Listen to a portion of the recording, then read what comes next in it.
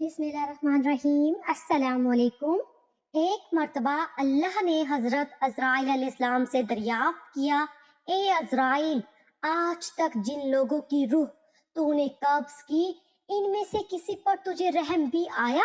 عزرائیل علیہ السلام نے عرض کیا، اے اللہ، میں نے کروڑوں لوگوں کی جانیں قبض کی ہیں، مگر 2 جانیں ایسی ہیں جنہیں قبض کرتے وقت مجھے بڑا صدمہ اور رنج ہوا۔ اگرچہ میں نے تیرے حکم کی تعمیل کی، مگر نہایت ہی دکھ کے ساتھ۔ واقعہ کچھ اس طرح ہے کہ ایک کشتی میں بیٹھے کچھ لوگ ایک دریا پار کر رہے تھے کہ ناگہاں کشتی پانی کی طوفانی لہروں میں آ کر غرق ہو گئی۔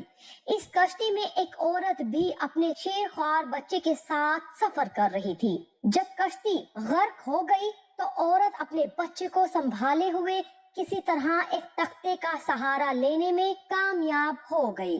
دریا میں پانی کا طوفان زوروں پر تھا اور بیچ دریا کے تختہ پانی کی سطح پر بہہ رہا تھا اور ماں اور بیٹا اس پر سوار پانی کے بہاؤ کی سمت بہتے چلے جا رہے تھے۔ عزرائیل علیہ السلام کہتے ہیں کہ اے مولا کریم، اچانک تیرا حکم ہوا کہ ماں کی جان قبض کر لی جائے، اور میں نے ماں کی جان اس تختے پر نکال لی۔ میرے لیے پریشان کن بات یہ تھی کہ ماں مر چکی ہے اور بچہ ایک ٹوٹے ہوئے تختے پر سوار ہے، اور تختہ پانی کی لہروں کے رحم و کرم پر ہے، جو کبھی بھی کسی خطرناک لہر کی زد میں آ کر الٹ سکتا ہے۔ اب بچے کا کیا حشر ہوگا؟ کیسا بے بسی کا مقام تھا کہ بچے کے لیے نہ خوراک کا انتظام ہے اور نہ کسی نگران کا بندوبست۔ پانی کی سطح پر بہتے بہتے یہ تختہ ایک بستی کی حدود میں داخل ہو گیا۔ پنگھڑ پر دریا کے کنارے کچھ دھوبی کپڑے دھو رہے تھے۔ اچانک ایک کی نظر اس بچے پر پڑی تو وہ لوگ دریا میں کود گئے اور تختے کو کنارے کھینچ لائے۔ یہ ماجرا دیکھ کر سب حیران ہوئے کہ ماں مر چکی ہے، بچہ بے یار و مددگار تختے پر زندہ سلامت موجود ہے۔ وہ لوگ بچے کو لے کر بستی میں آئے اور پھر اسے اپنے سردار کے پاس لے گئے۔ اتفاق سے سردار بے اولاد تھا۔ اتنا خوبصورت بچہ دیکھ کر سردار کا دل پسج گیا اور اس نے بچے کو اپنا بنا کر اسے اپنی نگرانی میں لے لیا۔ یہ بچہ جب 8-9 سال کی عمر کا ہو گیا تو ایک دن اپنے ساتھی بچوں کے ساتھ کھیل رہا تھا۔ اتنے میں بادشاہ وقت کی سواری کی آمد کا شور اٹھا۔ بادشاہ کی شان و شوکت سے مرعوب ہو کر اور اس کے کارندوں کے ڈانٹ ڈپٹ سے بچنے کی خاطر سب لوگ ادھر ادھر بھاگ گئے، مگر یہ بچہ نڈر اور بے باک سڑک پر اکیلا کھڑا رہا۔ ان میں سے ایک سپاہی کو راستے میں سفر کے دوران کہیں سے سرما کی ایک عجیب و غریب ڈبیا مل گئی تھی۔ اتفاق سے اس سپاہی کی نظر کمزور تھی اور اس کو ایسے سرما کی بہت ضرورت تھی جو آنکھوں میں ڈالنے سے بینائی کو بہتر کر دیتا، لہٰذا اس نے وہ سرما بحفاظت اپنے پاس رکھ لیا، لیکن آنکھوں میں لگانے سے کہیں اس کی بچی کچی بینائی بھی نہ جاتی رہے۔ اس نے یہ سرما پہلے کسی اور پر آزمانے کا فیصلہ کیا۔ چنانچہ جب یہ خیال اس سپاہی کے ذہن میں آیا تو قریب ہی وہ یتیم بچہ کھڑا تھا۔ سپاہی نے سرما کی جانچ کرنے کے لیے جو ہی سلائی بچے کی آنکھوں میں پھیری تو اسے زمین کی تہہ میں موجود چیزیں بھی نظر آنے لگی۔ اس نے دیکھا کہ زمین کے اندر بہت سے خزانے پوشیدہ ہیں۔ بچہ مکار تھا۔ اس نے چیخنا چلانا شروع کر دیا کہ سرما لگانے کی وجہ سے میری آنکھوں میں شدید تکلیف پیدا ہو گئی ہے۔ بچے کی چیخ پکار سن کر سپاہی نے سرمے کی ڈبیا پھینکی اور چلتا بنا۔ شاہی قلعہ گزر جانے کے بعد بچہ سرما کی ڈبیا اٹھا کر گھر پہنچا اور خوشی خوشی سردار کو سارا واقعہ سنایا۔ سردار بڑا خوش ہوا۔ اس نے کہا کہ ہمارے پاس آدمیوں اور گدھوں کی کمی نہیں، تم سرما لگاؤ، ہم تمہارے ساتھ چلتے ہیں۔ جہاں کہیں خزانے پاؤ تم ہمیں بتا دینا، ہم نکال لیں گے۔ چنانچہ ایسا ہی ہوا۔ بچے کی نشاندہی پر وہ لوگ کھدائی کر کے خزانے نکالنے لگے اور تھوڑے ہی عرصے میں صاحب ثروت بن گئے۔ بچہ جوان ہوا تو اس نے پر پرزے نکالنے شروع کر دیے۔ ان کے پاس دولت کی فراوانی ہو چکی تھی۔ زمین کے تمام پوشیدہ خزانے اس کی نظروں میں تھے۔ اس نے آہستہ آہستہ بہت سے آدمی اپنے ساتھ ملا لیے اور اپنی طاقت میں روز بروز اضافہ کرنا شروع کر دیا۔ اس نے قرب و جوار کے تمام سرداروں کو زیر کیا اور خود سردار بن بیٹھا۔ دھیرے دھیرے وہ اس قدر مضبوط اور طاقتور ہو گیا کہ اس نے بادشاہ کے ساتھ بھی ٹکر لے لی اور اسے مغلوب کر کے خود بادشاہ بن گیا۔ اس بادشاہ کو شداد اور اس کی قوم کو قوم عاد کے نام سے یاد کیا جاتا ہے۔ قوم عاد موجودہ یمن اور عمان کے علاقے میں کوئی 8,500 سال قبل آباد تھی۔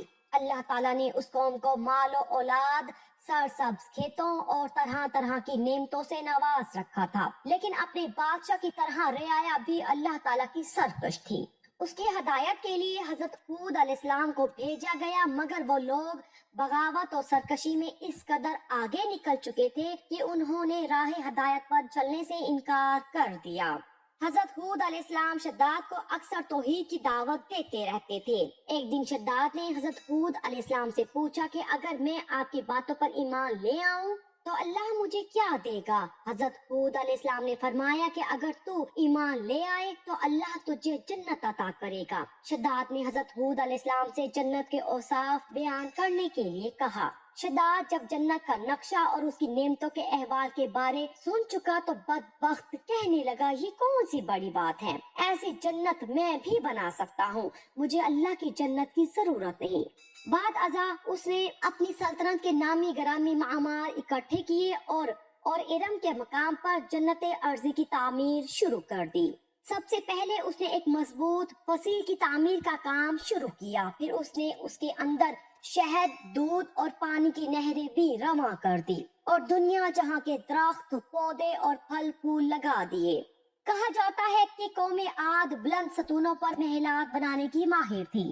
شداد کی جنت میں یہ فن عروج پر تھا۔ ریت کے ٹیلوں کے درمیان بلند ستون کھڑے کیے گئے اور ان ستونوں پر سونے اور چاندی کی عمارتیں تعمیر کی گئی۔ شداد نے فیصلہ کیا کہ وہ اپنی اس جنت میں اس وقت قدم رکھے گا جب یہ مکمل طور پر تیار ہو جائے گی۔ پھر وہ وقت آ گیا جب معماروں نے اسے جنت کی تکمیل کی اطلاع دی تو اس نے ایک عالی شان لشکر تیار کیا اور پورے جاہو جلال اور کروفر کے ساتھ اپنی تیار کردہ جنت کے نظارے کے لیے نکل کھڑا ہوا۔ ادھر حضرت ہود علیہ السلام نے اللہ تعالیٰ سے دعا کی کہ شداد کو اپنی خود ساختہ جنت دیکھنا نصیب نہ ہو۔ اللہ تعالیٰ نے یہ دعا قبول کی اور شداد کو بھی یہ وعید سنائی۔ شداد نے 3 شرائط پوری کرنے کے لیے کہا، اگر میری جان تمہارے خدا کے حکم سے قبض ہونی ہے تو مجھے موت اس وقت آئے جب نہ میں اپنی جنت کے اندر ہوں اور نہ باہر۔ مجھے موت اس وقت آئے جب نہ میں زمین پر ہوں اور نہ آسمان پر۔ فرشتہ میری جان اس وقت قبض کرے جب نہ دن ہو اور نہ رات۔ شداد جب اپنی تیار کردہ جنت کے پاس پہنچا تو سورج آدھا اندر تھا اور آدھا باہر۔ ابھی اس کے گھوڑے کا اگلے پاؤں خود ساختہ جنت کے اندر تھے اور پچھلے پاؤں باہر، کہ شداد نے اپنی جنت کو دیکھنے کی خوشی میں بے خود ہو کر گھوڑے پر سے چھلانگ لگا دی۔ اب یہ زمین پر تھا اور نہ آسمان پر کہ فرشتہ اجل آن حاضر ہوا۔ شداد کی تینوں باتیں پوری ہو گئی اور فرشتے نے اس کی جان قبض کر لی۔ حضرت عزرائیل علیہ السلام کو دونوں بار اگر کسی پر ترس آیا تو وہ شداد تھا۔ ایک بار جب وہ یتیم ہو کر دریا کی موجوں کے رحم و کرم پر تھا، اور دوسری بار جب اس نے اتنے جتن کر کے اپنے لیے جنت بنوائی مگر موت نے اس کو دیکھنے کی مہلت بھی نہیں دی۔ اللہ تعالیٰ نے فرمایا، یہ وہی بچہ ہے جس کی ماں تختہ پر مر گئی تھی اور اس پر تجھے ترس آیا تھا۔ اس بچے نے بڑے ہو کر نافرمانی کی، خدا کے حکم سے بغاوت کی اور سرکشی اختیار کی، مگر ہم نے اسے خود ساختہ جنت میں قدم رکھنے کی مہلت بھی نہ دی اور اسے باہر ہی ہلاک کر دیا۔ اسی جنت کے بارے میں مشہور ہے کہ وہ دنیا میں موجود ہے مگر انسان کی نظروں سے اوجھل ہے۔